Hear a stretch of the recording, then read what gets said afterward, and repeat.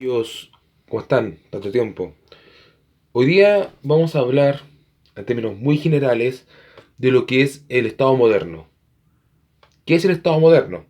Es el Estado que se empieza a configurar posterior a la caída del feudalismo. Entonces, cuando toda la gente se va de los castillos, vuelve a la ciudad y en la ciudad comienza a tener una nueva vida. Ahora, ¿quién gobierna? No tenemos señores feudales, ¿cierto? La gran mayoría perdió sus riquezas en las cruzadas o también murieron en la peste negra. Entonces el poder vuelve al rey, ¿ya? El rey que ya no es un rey cualquiera, sino que es un rey cuyo poder es absoluto. Me explico. Esto implica que el rey no tiene un poder solamente dado por su autoridad, sino que un poder que también viene dado por Dios, ¿ya? Un poder que viene dado por Dios.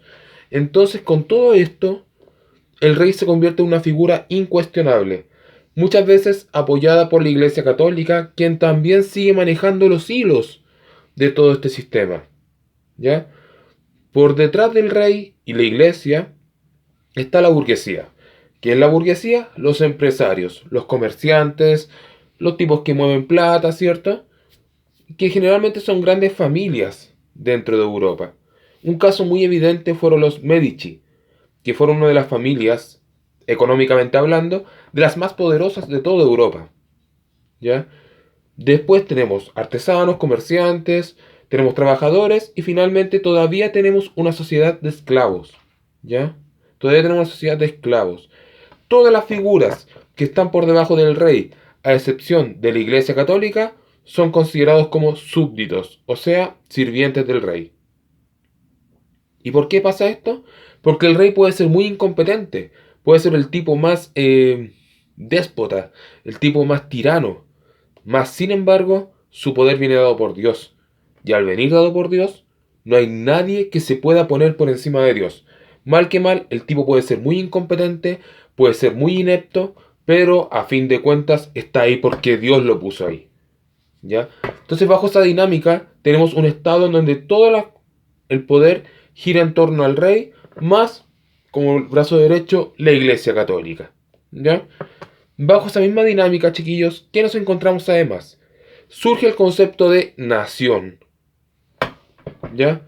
Todavía no está tan definido el tema de países, pero sí de nación. O sea, un grupo de personas unidos en torno a la figura del rey, pero también en torno a sus tradiciones, cultura, idiomas, costumbres o también un pasado en general. ¿Ya? La gente se siente parte de ese lugar, se siente parte de esa nación. ¿Ya? ¿Qué se necesita para hablar de una nación o un país? Primero, fronteras. ¿Hasta dónde llega mi poder? ¿Hasta dónde yo puedo gobernar? ¿Hasta dónde es mi nación? Y empieza la del otro. ¿Ya? Lo otro, que hay un ejército. ¿Ya? Sin defensa no hay nación. Ahora no es un ejército de voluntarios o de personas que deben luchar por lealtad a un señor o un jefe. Ahora, ¿por qué aparecen? Porque se les paga. Y al pagarse por pelear, el ejército y la guerra se convierten en un trabajo. Por tanto, los soldados pasan a ser profesionales. El punto de un soldado voluntario o aficionado y un soldado profesional marca el hecho de que son pagados o no son pagados. ¿Ya? Esa es la única diferencia. Más allá de que tengan más experiencia, más allá de que puedan ser entrenados, etcétera, la diferencia la hace que si son pagados o no. Entonces estas personas empiezan a tener una identificación con la nación, con el territorio, al margen de la lealtad que deben tenerle al rey. Ellos se unen con las personas no solamente por el hecho de vivir en el mismo lugar, sino también porque comparten una historia en común, comparten un espacio, conversan, se identifican, y todos esos elementos que los van uniendo van dando forma a la nación. Una nación que inicialmente está gobernada con la figura del rey. Este rey, que no es un dios, pero su poder viene dado por Dios. Y eso es lo que va articulando el Estado moderno. A partir de este momento, los reyes ganan un poder inconmensurable.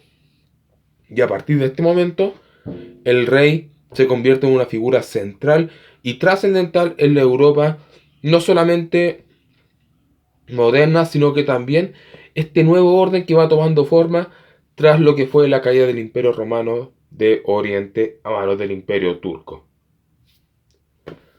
Eso, chiquillos, no se olviden entonces que el rey no es un dios, pero su poder viene dado por Dios. Y la burguesía son las familias de comerciantes, las familias de empresarios que manejan la economía. El rey maneja la política, la burguesía maneja la economía. Es como hoy en día hablar, por ejemplo, de las familias Mate. Los Mate Larraín, los Luxich, los Luxinger-Mackay. ¿Cierto? Son familias muy poderosas dentro de la economía chilena. Son burgueses. Los burgueses son empresarios. ¿Ya? Entonces, no se olviden de esos chiquillos también. No se olviden que seguimos con esclavos. Y no se olviden que todavía no existe una noción de derechos humanos. Por tanto, todavía hay esclavitud. Una esclavitud que recién comienza a no a acabarse porque sigue hasta entrado al siglo XX, pero sí a bajar y a eliminarse en algunos países ya entrado al siglo XIX. En Estados Unidos, en Chile, en Dinamarca. Entonces, no se olviden de estos chicos, por favor. Lo estamos viendo, cuídense, por favor. Y en cualquier otra oportunidad nos vamos a estar viendo. No se olviden, entonces, que el rey, y ante todo, no es un dios, pero gobierna como uno.